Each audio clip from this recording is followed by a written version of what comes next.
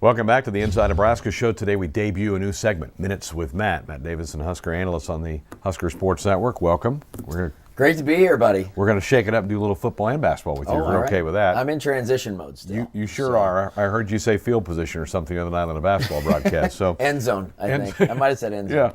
Huskers finished 8-4 in the regular season. Bowl game is still to come. So let's talk about the 8-4 season, your thoughts about the Huskers in the 8-4 season. Well, it's probably not exactly what they wanted going into the year, but I think you look at it and you say all the injuries that this team had, and they were still able to get to 8 wins. Now with the bowl game could potentially still get to 9 wins. You lose your starting quarterback on any team, and you're not going to be as good a football team. Then you look at all the injuries Nebraska had up front on the offensive line, and I think you give a lot of credit to this team for holding it together. The Allconference teams came out earlier this week. 3 Huskers made the first team. Deserving? Anybody missing from that first team in your mind? No, I think all very deserving. And I think you look at the 3 individuals and you say, wouldn't every team in the conference love to have these guys on their football team? And Randy Gregory and the impact that he was able to make on this football team, making big plays behind the line of scrimmage, getting sacks, pressuring quarterbacks.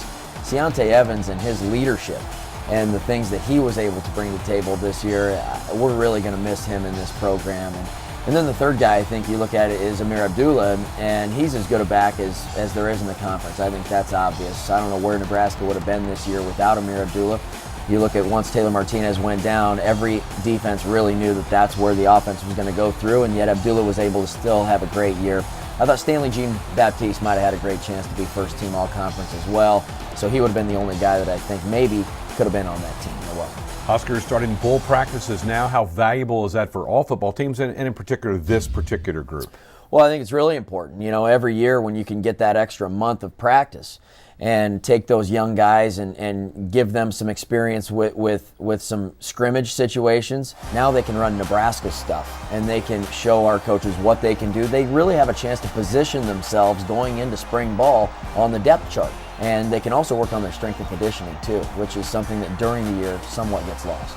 Let's talk a little basketball. Huskers get the midweek win over Miami. Leslee Smith, double digits in rebounds again. How valuable is that guy to this basketball team? Leslee Smith has been the most impressive guy to me so far this year as to what I expected.